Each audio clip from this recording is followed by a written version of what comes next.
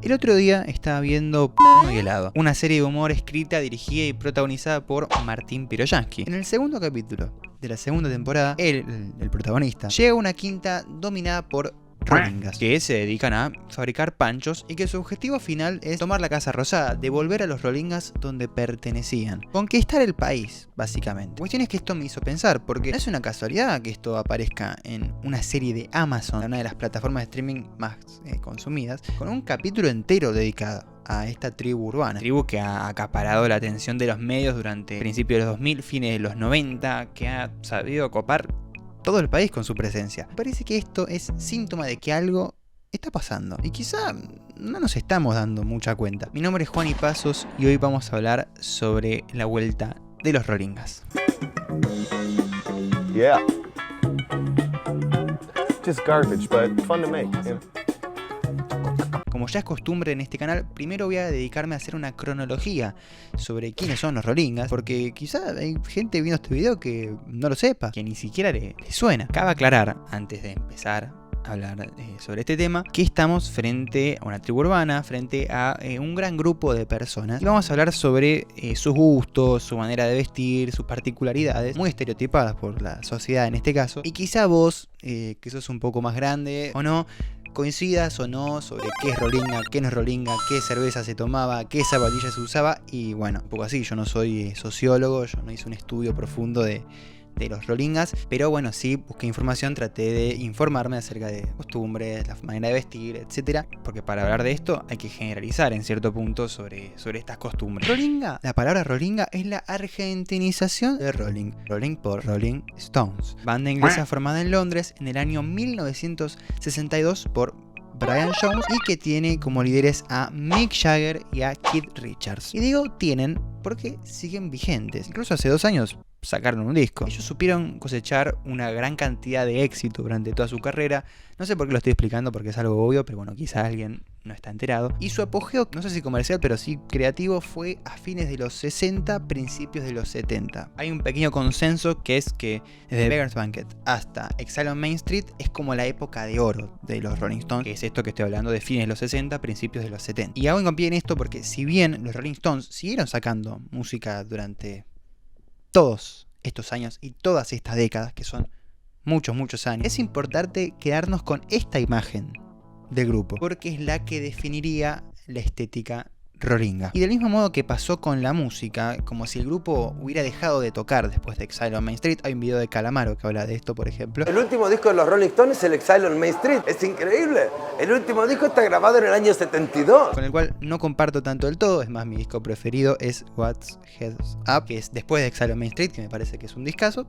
Pero bueno, son opiniones. Como un grupo que está detenido en el tiempo. Para cierto público quedó ahí. Prueba de esto, Juanse refiere a la música del grupo del cual él formaba parte, Los Ratones Paranoicos, como rock and roll atemporal. Es decir, esa imagen de los Rolling Stones queda marcada como la imagen del rock and roll clásico, o más clásico en realidad no, una música sin tiempo. En medio de tanta carencia, faltaba también, por ejemplo, la plaza para un grupo como nosotros. Lo tuvimos que crear, digamos.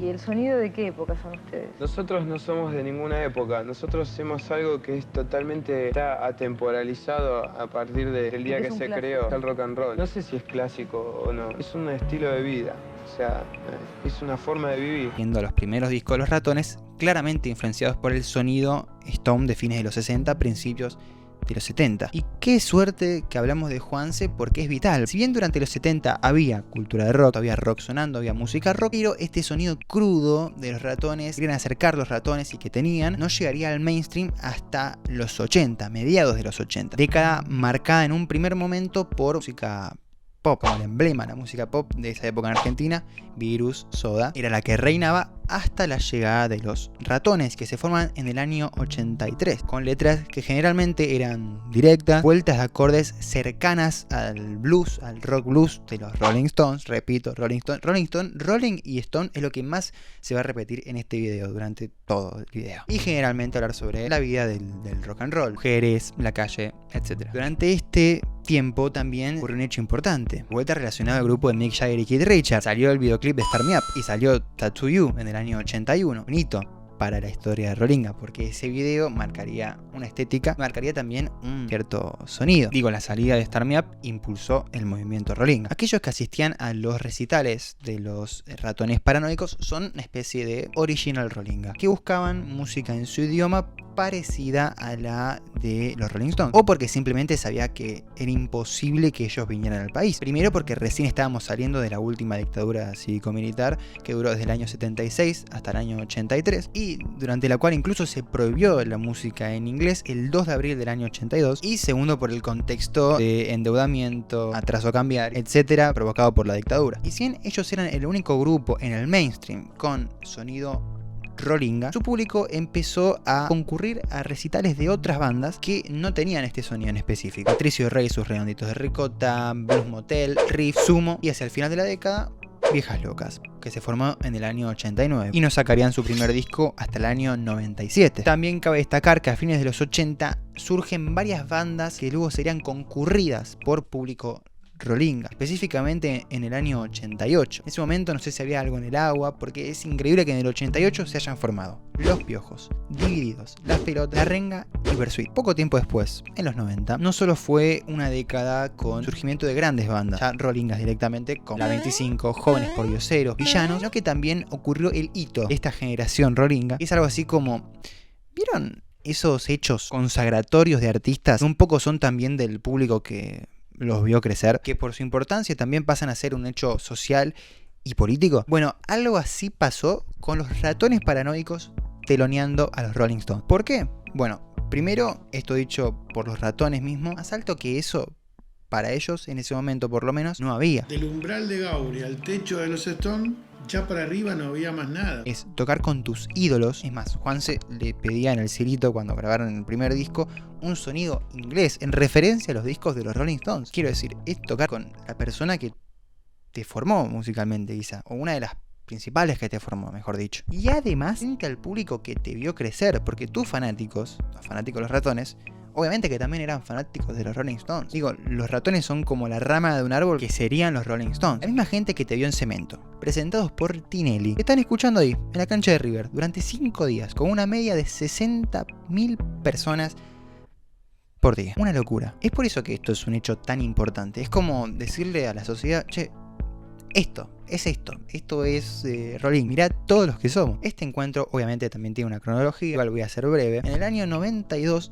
llega Keith Richards junto a su banda solista The Expensive Winos como parte del Coca-Cola Rock Festival. Ratones también toca, le gusta mucho a la banda de Keith Richards, y lo que más le gustó sobre todo es el público. A Keith lo volvió loco el público. Richard cuenta en el libro que cuando vinieron acá no pudo creer la reacción de la gente y volvió y le dijo a la banda: muchachos, hay que ir a Argentina. Y claro, imagínate, ellos no tenían ni idea de lo que pasaba en Argentina, todo lo que habían generado con su música durante todos estos años. Y Daniel Greenbank, el organizador de este festival y organizador de todos estos artistas que vinieron durante los 90, sabía esto, sabía que a Keith Richards le iba a volver loco el público argentino y que tarde o temprano iba a terminar viniendo la banda de Londres. Y así fue.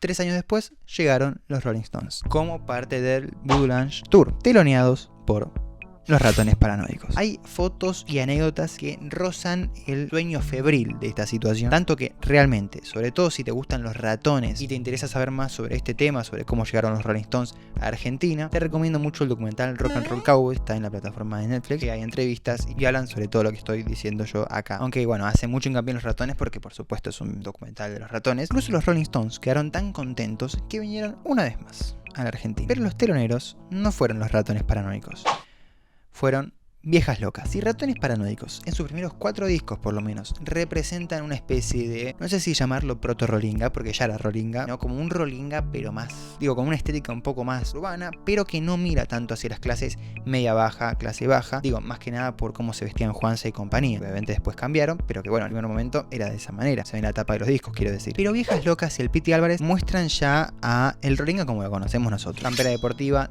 topper en los pies, jeans o pantalones deportivos y un chop de cerveza de cualquier marca en la mano. La popularidad de estas bandas, pero de Viejas Locas especialmente, demuestra ya al personaje Rolinga en su forma final, digamos. Encuentros en recitales, plazas, bares, cultura del ajite, remera de tu banda preferida, patriotismo y orgullo por los grupos de rock argentino, etc. Pero todo lo que sube tiende a bajar. Y es lo que le empezó a pasar a esta cultura, a esta tribu urbana, que era muy fuerte, realmente era muy fuerte en el país. Entrados en el nuevo milenio, empezaron a surgir nuevas subculturas y tribus urbanas que empezaron a desplazar a los rolingas. Habían crecido de edad y además los medios empezaron a darle menos importancia a estos personajes que generalmente eran representados en un contexto de marginalidad o de clase baja. Además, el hecho que marca un antes y un después en esta historia es la tragedia de Cromañón, hecho que golpeó fuertemente a la juventud y a la sociedad argentina en general, porque fallecieron 194 personas durante un recital de la banda Callejeros. Y por esto las localidades que abrían sus puertas para las bandas más under quizá se hicieron más costosas y por lo tanto las entradas también. Y de esta manera se fue diluyendo todo el movimiento. Digo, era más costoso todo porque debido a esta tragedia se tuvieron que empezar a hacer procesos, cuestiones de sanidad que antes no estaban y que por esta situación se empezaron a exigir, por supuesto, para que no vuelva a ocurrir. Ya tenemos todo el contexto.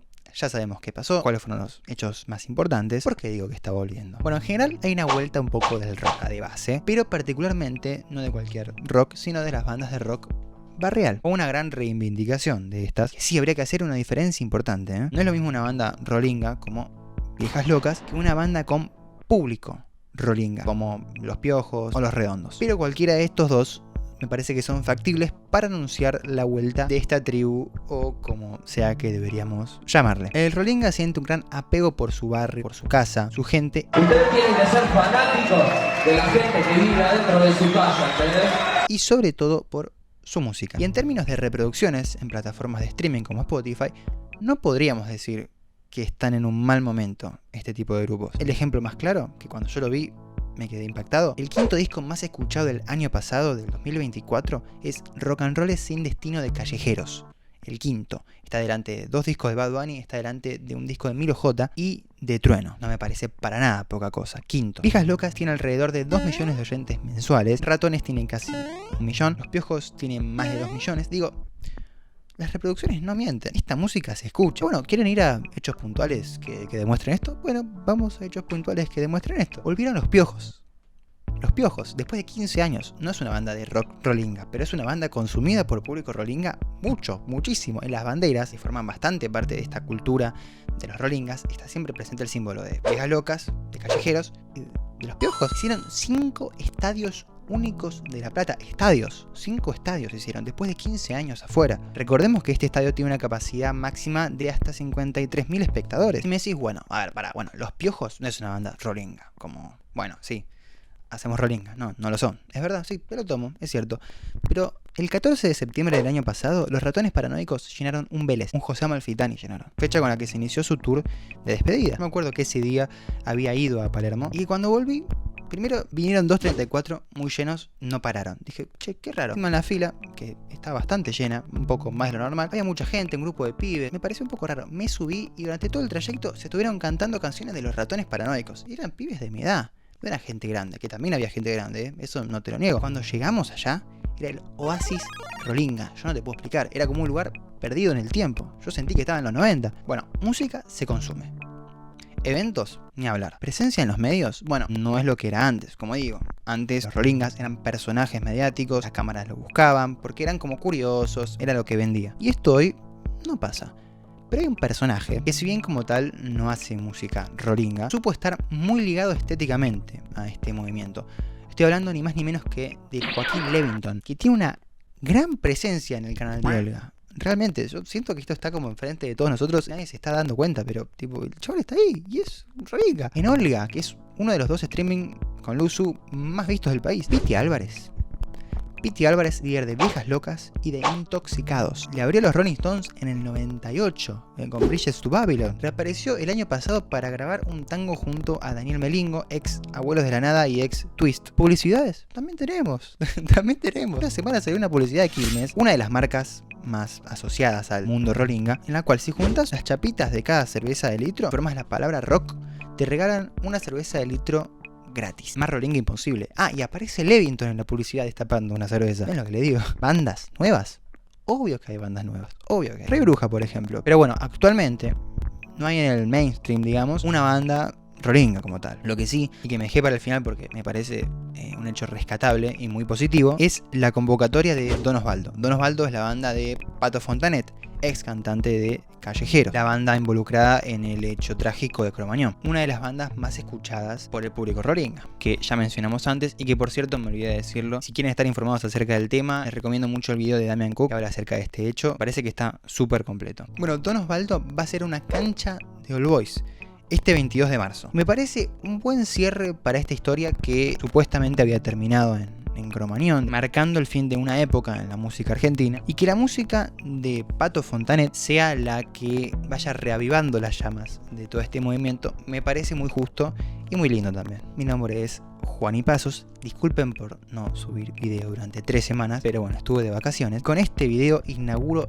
el video semanal durante todo el año subiendo video una vez por semana los viernes a las 14 horas. La semana que viene no sé de qué lo voy a hacer. Veremos. Si te gustó este video, te recomiendo ver los otros. Míralos si te gustó este, porque es el mismo formato. Bueno, ahora sí. Nos vemos la semana que viene. Chau.